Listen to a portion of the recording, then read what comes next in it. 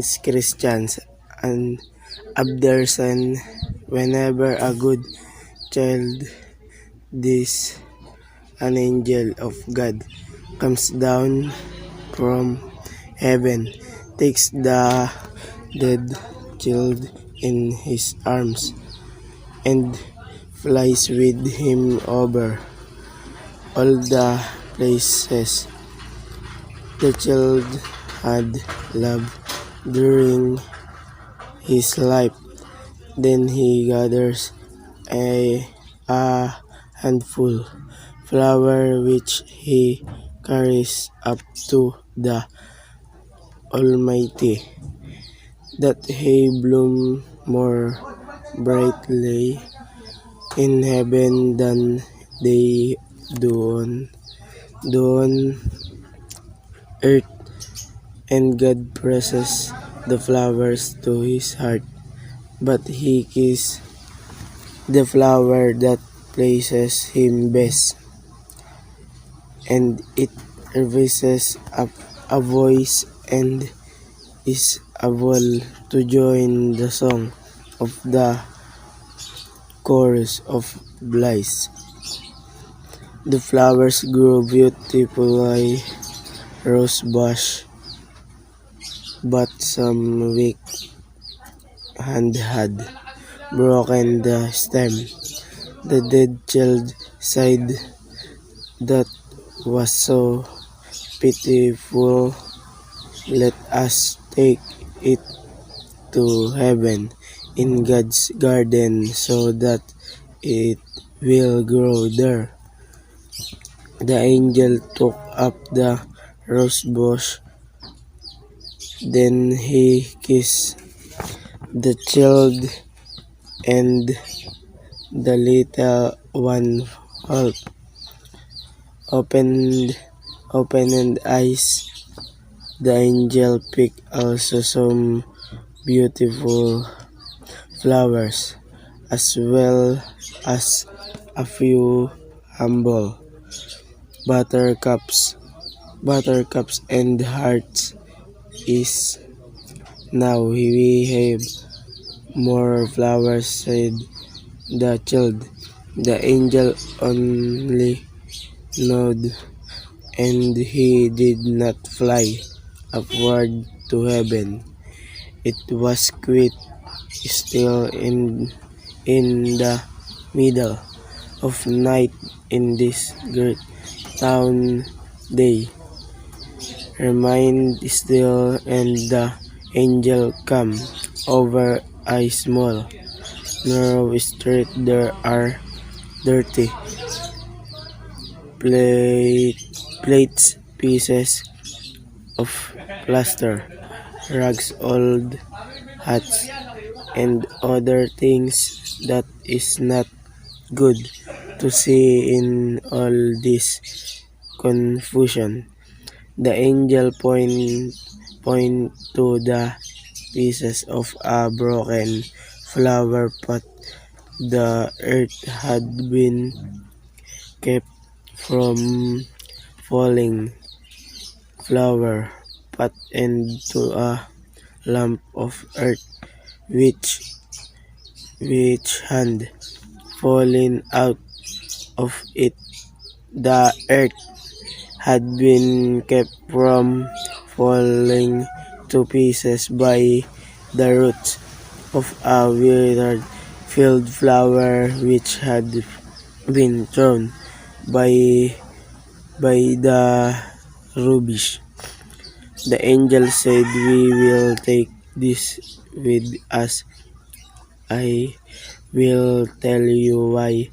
As we fly, and as they flew, the angel start to tell a story. Down in that narrow alley in a low cellar lived a poor sick boy. He had been troubled from his childhood, and even in his best days he could just manage walk up and down the room on the crunches once or twice, but no more. Some days, in summer, the sabin will lay on the floor of the cellar for about half, half an hour. In this spot, the poor sick boy would sit, warming him, himself in the sunshine. Then he would say he had been out. They knew they knew nothing of the green forest in its spring verdure till a neighbor's son brought him a green bough from a beech tree. This he would place over his head and fancy that he was in the beach wood while sun shone and birds caroled gaily. One day, the neighbor's boy brought him some field flowers, and among them was one to which the root still averred. This he carefully planted by a fortunate hand, for if grew, put forth fresh shoots and blossom every year. It became a splendid flower garden to the sixth boy and his little treasure upon earth. He watered he watered it and cherished in and took care of it. It shall have the benefit of every sunbeam that found its way into the cellar. From the earliest morning ray to the evening sunset, the flowers entwined itself even in his dreams. For him it bloomed, for him it spread in its perfume, and it gladdened his eyes, and to the flower he turned. When the Lord called him, he has been 1 year with God. The flower has stood in the window, wintered, and forgotten. Even this flower withered and faded as it gave more joy than the most beautiful flower in the Queen's garden. But why do you know this? He asked. He knew it because I am the sixth little boy, and I know my one flower very well, said the angel. Then the child opened his eyes and looked into the glorious happy face of the angel, and at the same moment they found themselves in God. Heaven where all is happiness and joy, the Almighty pressed the child to his chest, and he received white wings, so they can flew together with the angel's hand his hand after that God pressed all the flowers to his heart, but he kissed the poor withered flower. All were some supremely happy and they all graciously sang the God bless, chilled and the withered fled flower that had lain so long is the rubbish heap in the narrow dark alley. As Christians and Abderson, whenever a good child this The learner pronounce dies as this.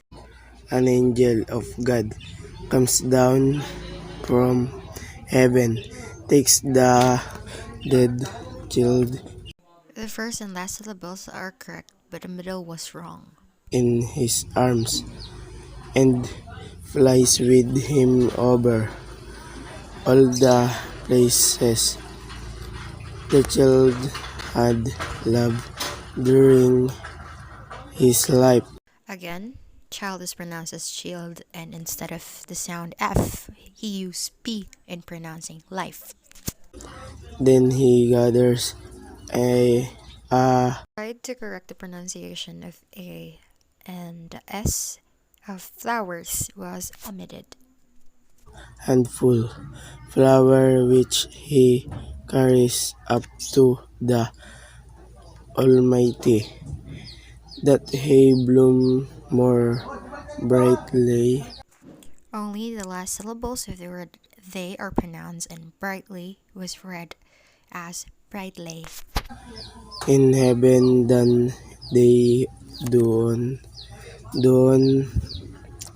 earth. Do on were omitted.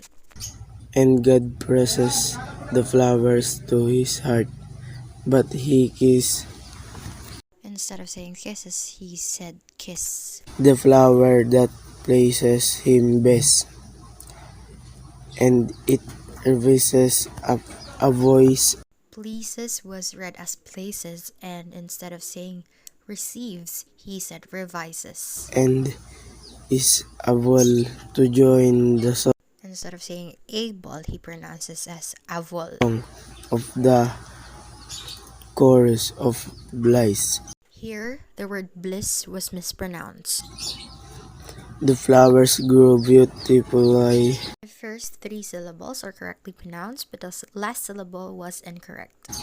rose bush, but some weak Rose bush was mispronounced, and instead of saying wicked, he said weak. hand had broken the stem. The dead child sighed. Again, child was pronounced as child, and said was mispronounced. That was so pitiful. Let us take it to heaven in God's garden so that it will grow there.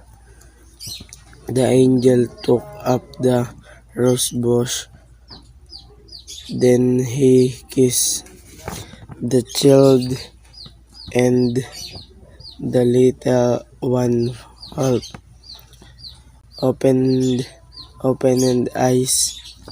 The child was mispronounced, and instead of saying half, he said hap.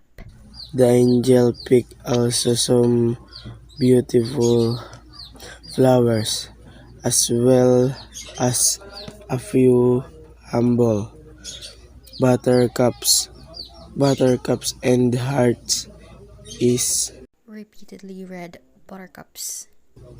now we have more flowers, said the child. Have was mispronounced again, said, and child was mispronounced too. The angel only nodded, and he The ed sound on nodded was not said. He did not fly upward to heaven. It was quite still Quiet was mispronounced. in the middle of night in this great town they remained still Remained was mistakenly pronounced as remind. and the angel come over a small narrow street.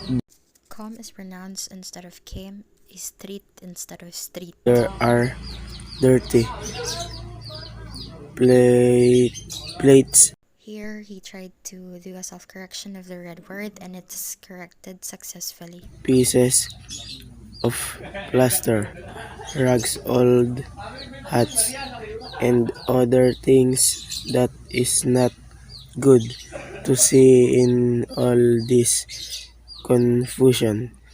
The angel point to the The present tense of the word was otter. pieces of a broken flower pot.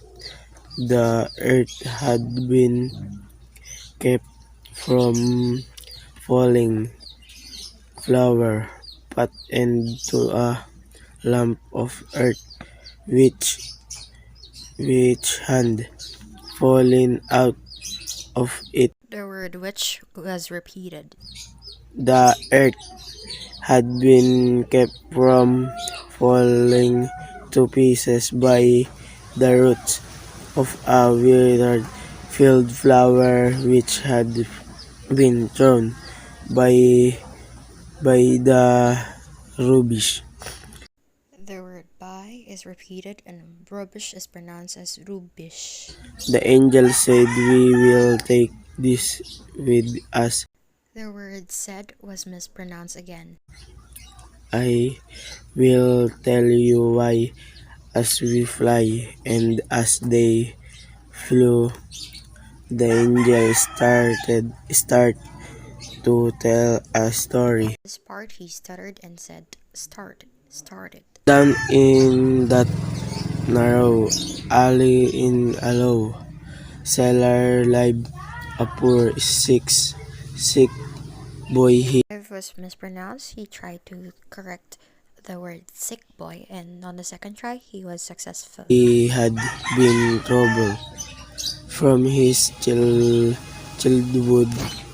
The first syllable was correctly uttered, but instead of saying could, he said would. And even in his best days, he could just manage walk up and down the room on the crunches once or twice, He pronounces off instead of or. but no more some days. Summer the sabin will lay on the floor. At first, he omitted the word in, and then he repeated it correctly, and then life was pronounced as li. Of the cellar for about half, half an hour. In this spot, the poor sick boy would sit, warming himself in the sunshine. A was pronounced as a, and there he did some self-correction on the word himself. Second attempt was correct. Then he would say he had been out. They knew nothing of the green forest. The words they knew were repeated twice. In its spring verdure till a neighbor's son brought him a green bough from a beech tree. This he would place over his head and fancy that he was in the beech wood while sun shone and birds caroled gaily One day, the neighbor's boy brought him some field flowers, Field was mispronounced. and among them was one to which the root still averred. Mispronounced the word adhered. This he carefully planted by a fortunate Carefully and plante, he did not utter the last syllable of the word. And on this part, he did a self-correction, and on the second attempt, he successfully made it. hand, for if grew, put forth fresh shoots, and blossom every year. Blossom instead of saying blossomed. It became a splendid flower garden to the sixth boy, The last syllable was mispronounced and six instead of sick. and his little treasure upon earth. The word treasure was repeated, and instead of saying upon, he said upon. He watered, he watered it and cherished in and took care of it. It shall have the benefit of every He stammered and did some self-correction in this part. sunbeam that found its way into the cellar. From the earliest morning ray to the evening sunset, Evening here was mispronounced. the flowers entwined itself even in his dreams.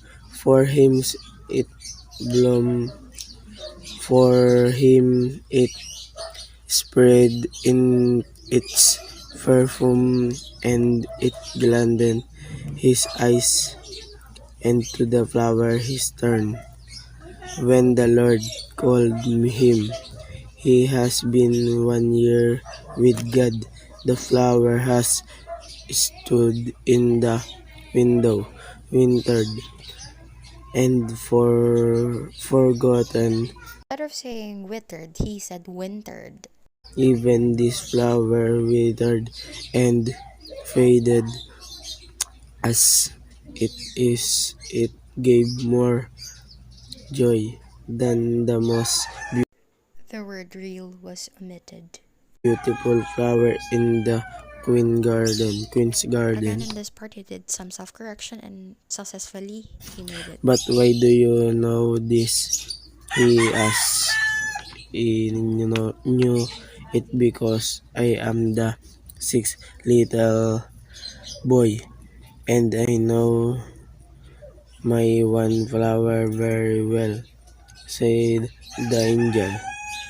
Again, sick was mispronounced as six, and then he jumbled the letters, and then he pronounced it as one instead of own, and then said was mispronounced again. Then the child opened his eyes and looked The word child was mispronounced over again. into the glorious happy face of the angel, and at the same moment they found themselves in God. Heaven where all is happiness and joy. S was not uttered and heaven was mispronounced. The Almighty praised the Pressed was mispronounced as presed. child to his chest, and he received white wings so they can flew together with the angels. So they was repeatedly uttered. Hand Was mistakenly read as is. after that God pressed all the flowers to his heart, but he kissed the poor withered flower. All were some supremely In this part, he add the word some and pronounces as some superly. happy and they all graciously sang the God bless, sang the God bless, chilled and the withered Graciously was mispronounced and repeated the phrase sang the God blessed. fleet flower that had lain so long At first he pronounced had as hand and then second part he correctly uttered the right pronunciation. is the rubbish heap in the narrow dark alley. Rubbish was mispronounced and did some self-correction on the word heap. Lastly, alley was mispronounced.